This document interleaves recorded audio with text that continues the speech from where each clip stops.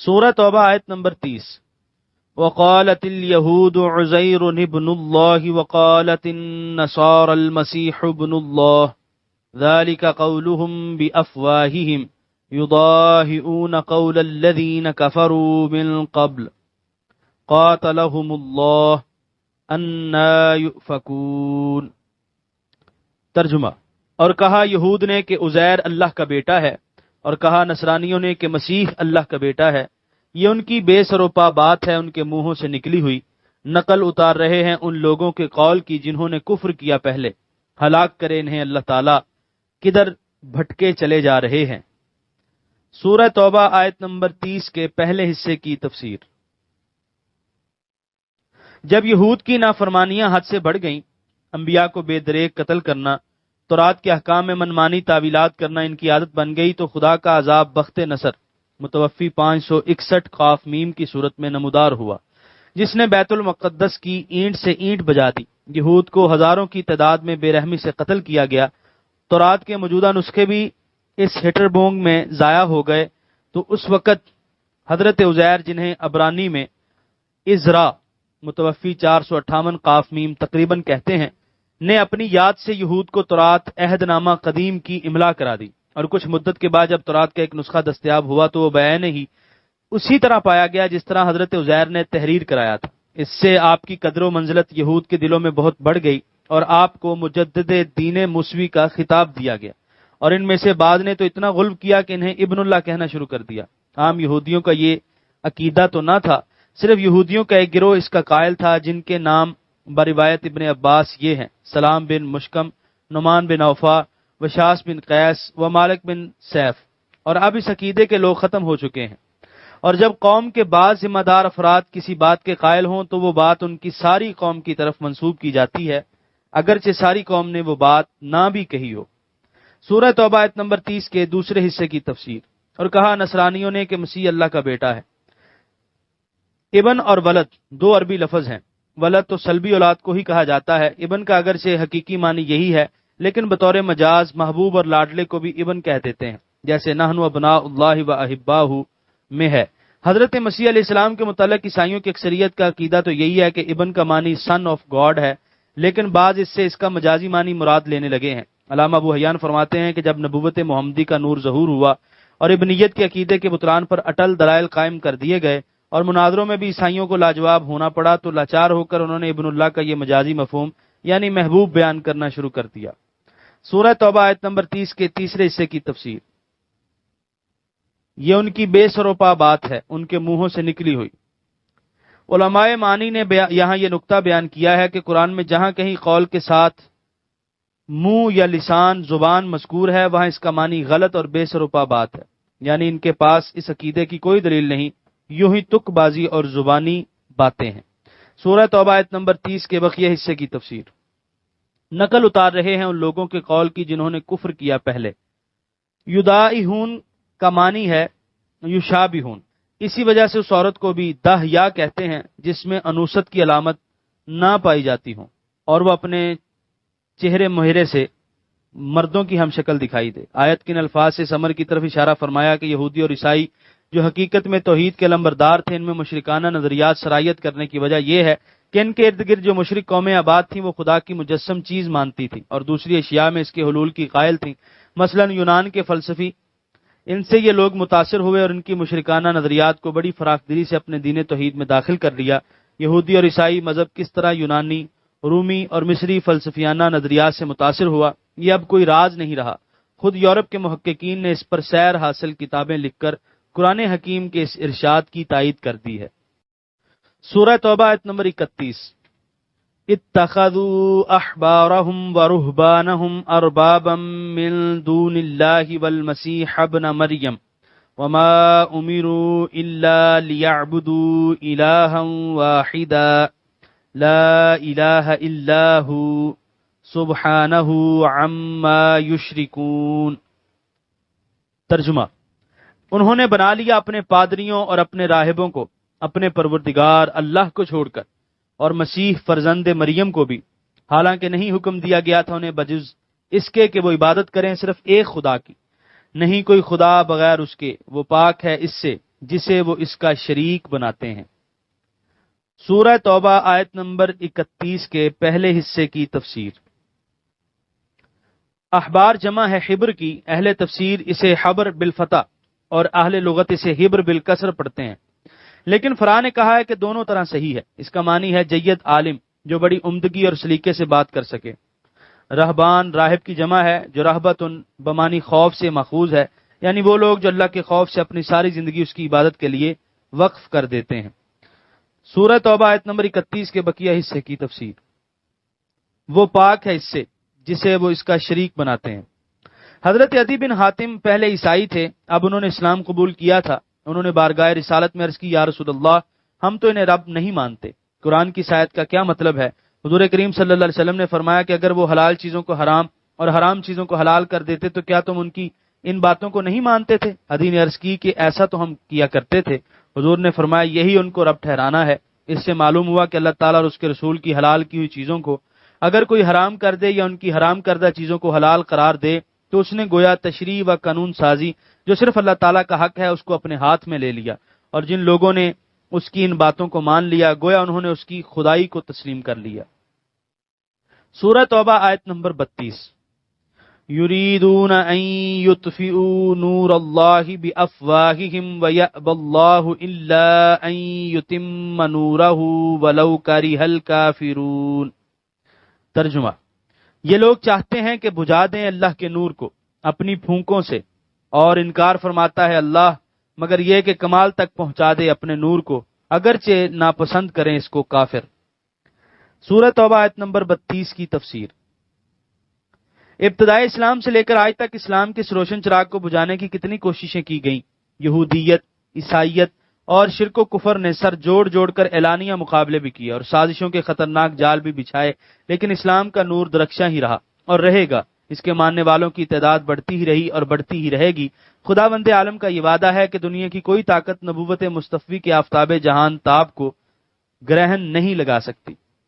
سورہ توبہ آیت نمبر 33۔ هو الذي ارسل رسوله بالهدى ودين الحق ليظهره على الدين كله ولو كره المشركون۔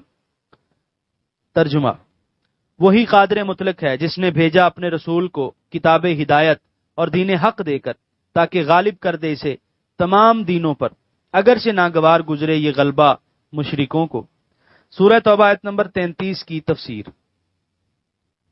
جہاں تک دلیل و برہان کا تعلق ہے، اسلام کا غلبہ تمام دوسرے مذاہب پر ہر جگہ اور ہر زمانے میں مسلم رہا ہے، اور جب کبھی ملت اسلامیہ نے احکام الہی کو صدق دل سے اپنایا تو سیاسی اقتدار بھی انہی کی کنیز بنا رہا، اور جب کبھی انہوں نے احکام الہی پر عمل کرنے میں غفلت اور کوتاہی برتی تو ان کا سیاسی زوال بھی شروع ہو گیا، اور اسلام کے غلبے کی یہ بھی ایک روشن دلیل ہے۔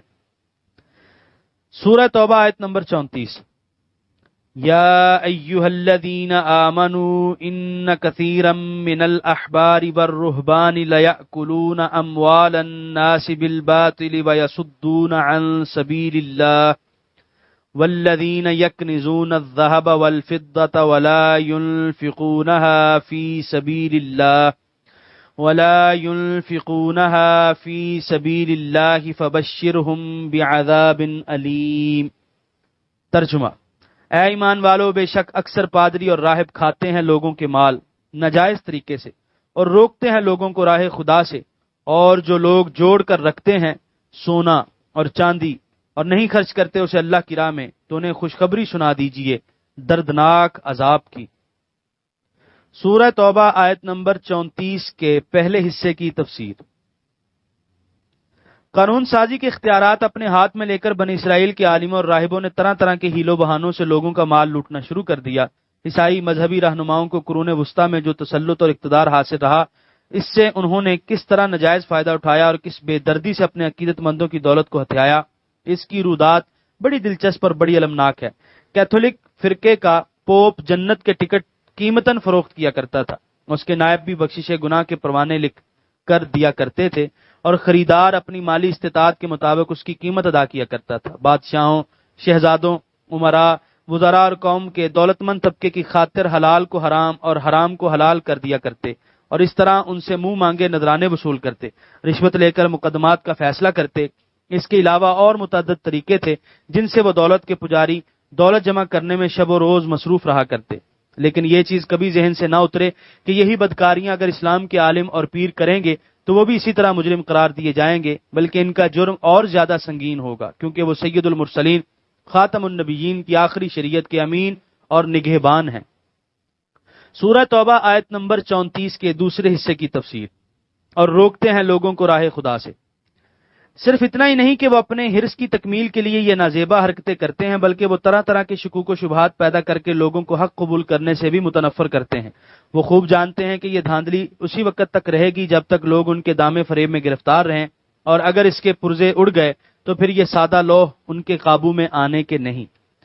سورہ توبہ آیت نمبر 34 کے تیسرے حصے کی تفسیر۔ اور جو لوگ جوڑ جوڑ کر رکھتے ہیں سونا اور چاندی۔ اگرچہ بعض علماء نے اس آیت کو بھی اہل کتاب سے مخصوص کیا ہے، لیکن صحیح قول یہ ہے کہ اس میں اہل کتاب اور مسلمان سب داخل ہیں۔ جس میں یہ خرابی ہوگی وہ اس سزا کا مستحق ہوگا، کیونکہ اگر صرف اہل کتاب مراد ہوتے تو پھر اللہ دینہ کے اضافے کی ضرورت نہ تھی۔ کنز لغت میں اس مال کو کہتے ہیں جسے اکٹھا کر کے جمع کر دیا جائے۔ اس آیت کے متعلق صحابہ کا آپس میں اختلاف ہے۔ حضرت ابو ذر رضی اللہ تعالیٰ عنہ کی رائے ہے کہ وہ مال جو ضرورت سے زیادہ اس کو جمع کر کے رکھنے کی یہی سزا ہے جو اس آیت میں مذکور ہے، لیکن جمہور صحابہ جن میں خلفائے راشدین بھی ہیں کا مذہب یہ ہے کہ ہر وہ مال جس کی زکوٰۃ ادا کر دی جائے وہ اس وعید میں داخل نہیں۔ حضرت ابن عمر رضی اللہ تعالیٰ عنہما سے مروی ہے کہ جس مال کی زکوٰۃ ادا کر دی گئی ہو وہ کنز نہیں، اگرچہ وہ 7 زمینوں کے نیچے مدفون ہو، اور جس کی زکوٰۃ ادا نہ کی جائے وہ کنز ہے، خواہ وہ ظاہر ہی کیوں نہ ہو۔ حضور نبی کریم صلی اللہ علیہ وسلم کے عہد ہمایوں میں بھی مالدار صحابہ رضی اللہ تعالیٰ عنہم حضرت عثمان و عبد الرحمن رضی اللہ عنہما موجود تھے، اور حضور نے انہیں کبھی حکم نہیں دیا کہ تم سارا مال صدقہ کر دو، بلکہ حضرت سعد بن ابی وقاص نے جب اپنا سارا مال راہ خدا میں دینے کا ارادہ ظاہر کیا تو حضور نے منع فرمایا۔ ہاں اگر صورتحال نازک ہو جائے، عام قحط سالی کا دورہ ہو، لوگ فاقوں مر رہے ہوں، بیت المال خالی ہو چکا ہو، اس وقت صرف زکوٰۃ کی ادائیگی پر اکتفا نہیں کیا جائے گا، بلکہ حاکم وقت ضرورت کے مطابق زکوٰۃ سے زیادہ بھی وصول کر سکتا ہے۔ ان حالات میں دولت کا جمع رکھنا بھی جائز نہ ہوگا۔ سورہ توبہ آیت نمبر 35۔ یوم یحمى علیہا فی نار جہنم فتکوی بہا جباہہم وجنوبہم وظہورہم ھذا ما کنزتم لانفسکم فذوقوا ما کنتم تکنزون۔ ترجمہ: جس دن تپایا جائے گا یہ سونا چاندی جہنم کی آگ میں، پھر داغی جائیں گی اس سے ان کی پیشانیاں اور ان کے پہلو اور ان کی پشتیں، اور انہیں بتایا جائے گا کہ یہ ہے جو تم نے جمع کر رکھا تھا اپنے لیے، تو اب چکھو سزا اس کی جو تم جمع کیا کرتے تھے۔ سورہ توبہ آیت نمبر 35 کی تفسیر۔ اس کی وضاحت کے لیے یہ حدیث ہی کافی ہے جو حضرت ابو ہریرہ رضی اللہ تعالیٰ عنہ نے روایت کی ہے کہ جس شخص کے پاس سونا اور چاندی ہو لیکن وہ اس کا حق ادا نہیں کرتا تو قیامت کے دن اس کی تختیاں بنائی جائیں گی اور انہیں آتش جہنم میں گرم کر کے اس شخص کے پہلو، پیشانی اور پشت پر داغ لگائے جائیں گے۔ جب بھی وہ ٹھنڈی ہو جائیں گی انہیں پھر گرم کر لیا جائے گا۔ اللہ تعالیٰ اپنے محبوب کریم صلی اللہ علیہ وسلم کے طفیل ہمیں دردناک انجام سے بچنے کی توفیق ارزانی فرمائے، آمین۔ سورہ توبہ آیت نمبر 36۔ ان عدت الشہور عند اللہ 12 شہرا فی کتاب اللہ یوم خلق السماوات والارض منها 4 حرم ذلك الدین القیم فلا تظلموا فیہن انفسکم وقاتلوا المشرکین کافة كما يقاتلونكم كافة واعلموا ان اللہ مع المتقین۔ ترجمہ: بے شک مہینوں کی تعداد اللہ تعالیٰ کے نزدیک 12 ماہ ہے کتاب الہی میں، جس روز سے اس نے پیدا فرمایا آسمانوں اور زمین کو، ان میں سے 4 عزت والے ہیں، یہی دین قیم ہے، پس نہ ظلم کرو ان مہینوں میں اپنے آپ پر، اور جنگ کرو تمام مشرکوں سے جس طرح وہ سب تم سے جنگ کرتے ہیں، اور خوب جان لو کہ اللہ تعالیٰ پرہیزگاروں کے ساتھ ہے۔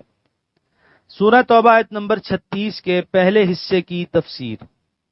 12 قمری مہینوں میں سال کی یہ تقسیم کسی انسان کا فعل نہیں تاکہ اس میں رد و بدل کی گنجائش ہو، بلکہ خالق ارض و سما نے یہ محکم نظام روز ازل سے قائم فرمایا ہے، اس میں کوئی اپنی خواہش اور مصلحت کے پیش نظر تبدیلی نہیں کر سکتا۔ ان 12 مہینوں سے 4 ماہ رجب، ذیقعد، ذی الحج اور محرم حرمت والے مہینے ہیں۔ ان میں ہر طرح کا فتنہ فساد اور جنگ و قتال قطعا ممنوع ہے۔ زمانہ جاہلیت میں بھی اہل عرب ان مہینوں کا بڑا احترام کیا کرتے تھے، اور اگر اپنے باپ کا قاتل بھی نہیں مل جاتا تو اسے بھی کچھ نہ کہتے۔ کتاب اللہ سے مراد یا تو لوح محفوظ ہے یا قرآن حکیم۔ سورہ توبہ آیت نمبر 36 کے دوسرے حصے کی تفسیر۔ یہی دین قیم ہے، یہی محکم شریعت ہے، یا سال کی تقسیم کا یہی حساب ہے۔ اس سے معلوم ہوا کہ شرعی احکام کی بجاوری میں انہی قمری مہینوں کا اعتبار ہوگا۔ قیم اصل میں کئی وم تھا، پھر سید کی طرح اس میں بھی تعلیل ہوئی۔ سورہ توبہ آیت نمبر 36 کے تیسرے حصے کی تفسیر۔ پس نہ ظلم کرو ان مہینوں میں اپنے آپ پر۔ احکام الہی سے سرتابی ہر وقت بری ہے، لیکن ان حرمت والے مہینوں میں نافرمانی بہت ہی قوی ہے، اس لیے خصوصی طور پر ان مہینوں میں نافرمانی سے باز رہنے کی تاکید فرمائی۔ نیز جس طرح مقدس مقامات اور مبارک اوقات میں نیکی کا ثواب زیادہ ملتا ہے اور اس کی برکات کا نزول دل پر زیادہ ہوتا ہے، اسی طرح ان مقامات اور اوقات میں نافرمانی کی سزا بھی زیادہ ہوتی ہے، اور طبیعت انسانی پر اس کی نحوست کا اثر بھی زیادہ ہوتا ہے۔ سورہ توبہ آیت نمبر 36 کے بقیہ حصے کی تفسیر۔ اور جنگ کرو تمام مشرکوں سے۔ اگر مشرک ان مہینوں کے احترام کو پس پشت ڈال دیں اور تم سے جنگ کرنے پر آمادہ ہو جائیں تو تم بھی متفق اور متحد ہو کر ان کے سامنے صف بستہ ہو جاؤ۔ کافتن کفہ کا مصدر ہے اور یہاں حال واقع ہوا ہے، واحد تثنیہ جمع مذکر و مؤنث سب کے لیے یہی آتا ہے۔ سورہ توبہ آیت نمبر 37۔ انما النسیء زیادۃ فی الکفر یضل به الذین کفروا یحلونہ عاما ویحرمونہ عاما لیواطعوا عدۃ ما حرم اللہ فیحلوا ما حرم اللہ زین لهم سوء اعمالهم واللہ لا یہدی القوم الکافرین۔ ترجمہ: حرمت والے مہینوں کو ہٹا دینا تو اور اضافہ کرنا ہے کفر میں، گمراہ کیے جاتے ہیں اس سے وہ لوگ جو کافر ہیں۔ حلال کر دیتے ہیں ایک ماہ کو ایک سال اور حرام کر دیتے ہیں اسی کو دوسرے سال، تاکہ پوری کریں گنتی ان مہینوں کی جنہیں حرام کیا ہے اللہ نے، تاکہ اس حیلے سے حلال کر لیں جسے حرام کیا ہے اللہ نے۔ آراستہ کر دیے گئے ہیں ان کے لیے ان کے برے اعمال، اور اللہ ہدایت نہیں دیتا اس قوم کو جو کفر اختیار کیے ہے۔ سورہ توبہ آیت نمبر 37 کے پہلے حصے کی تفسیر۔ حضرت ابراہیم علیہ السلام کے عہد سے سال کے یہ 4 مہینے حرمت اور عزت والے شمار ہوتے تھے، اور ان میں لڑائی کرنے کی سخت ممانعت کر دی گئی تھی۔ نیز فریضہ حج کی ادائیگی کے لیے ماہ ذو الحج کی تاریخیں مقرر تھیں۔ کچھ عرصے بعد اہل عرب پر اس حکم کی پابندی گراں گزرنے لگی۔ ان کا پیشہ قذاقی، رہزنی اور مار دھاڑ بن کر رہ گیا تھا۔ 3 ماہ تک متواتر ذیقعد، ذی الحج، محرم ہاتھ پر ہاتھ دھر کے بیٹھے رہنا ان کے لیے ناقابل برداشت تھا۔ اس لیے انہوں نے یہ طریقہ اختیار کیا کہ ان مہینوں میں سے جس کو چاہا حلال کر لیا اور اس میں جی بھر کر قتل و غارت کی، اور اس کی جگہ سال کے کسی دوسرے مہینے کو حرام کر دیا۔ حرمت والے مہینوں کی تعداد بھی 4 رہی اور ان کا کام بھی بن گیا۔ نیز حج علاوہ ایک عبادت کے ان کے لیے ایک بہت بڑا تجارتی میلہ بھی تھا۔ دور دراز سے تجارتی قافلے آتے جس سے انہیں بہت نفع ہوتا، لیکن حج کا فریضہ کیونکہ قمری سال کے ذی الحج کے مہینے میں ادا کیا جاتا تھا، اس لیے یہ ایسے موسم میں بھی آ جاتا جبکہ سخت سردی یا گرمی ہوتی، اور موسم کی ناسازگاری کی وجہ سے ان کا کاروبار ماند پڑ جاتا اور انہیں دلخواہ نفع نہ ہوتا۔ اس مشکل کا حل انہوں نے یہ تجویز کیا کہ حج ہمیشہ معتدل موسم میں ادا کیا جائے۔ اس کے لیے انہوں نے حج کی مقررہ تاریخوں کو بدل دیا اور قمری سال کے 12 مہینوں میں کبیسہ کا 1 مہینہ بڑھا دیا۔ اس طرح 33 سال کے بعد صرف ایک بار حج اپنی صحیح تاریخوں 9-10 ذی الحج کو ادا کیا جاتا۔ ان دونوں صورتوں میں چونکہ صرف اپنی ذاتی سہولتوں اور مالی منفتوں کے لیے وہ اللہ تعالیٰ کے اٹل اور محکم احکام میں رد و بدل کر لیا کرتے تھے، اس لیے ان کے اس فعل کو زیادۃ فی الکفر کے لفظ سے تعبیر فرمایا۔ 10 ہجری میں جب رحمت عالمیہ صلی اللہ علیہ وسلم حجۃ الوداع کے موقع پر مکہ تشریف لے گئے تو اس سال ان کے دستور کے مطابق بھی حج 9 یا 10 ذی الحج کو ادا ہونا قرار پایا تھا۔ اس لیے حضور علیہ الصلوۃ والسلام نے فرمایا، یعنی اس سال بھی حج انہی تاریخوں میں ادا کیا گیا ہے جو اللہ تعالیٰ نے اپنے علم ازلی میں اس کے لیے مقرر فرمائی تھی۔ اس میں مسلمانوں کے لیے بھی درس عبرت ہے کہ وہ اپنی ذاتی مصلحتوں اور دوسرے وجوہ کے لیے احکام الہی میں رد و بدل نہ کریں۔ نساء کا لغوی معنی ہے کسی چیز کو اپنے وقت سے مؤخر کر دینا۔ سورہ توبہ آیت نمبر 37 کے بقیہ حصے کی تفسیر۔ اور اللہ ہدایت نہیں دیتا اس قوم کو جو کفر اختیار کیے۔ یہی سب سے بڑی بدبختی ہے کہ انسان گناہوں کو ثواب اور مضر چیزوں کو نفع رساں سمجھ کر اختیار کر لیتا ہے، اور یہ شیطان کا وہ دام فریب ہے جس سے توفیق الہی کی یاوری کے بغیر کوئی بچ نہیں سکتا۔ یہاں پر 10ویں پارے کا 11واں رکوع مکمل ہوا اور یہاں پر 10ویں پارے کا پہلا آدھا مکمل ہوا۔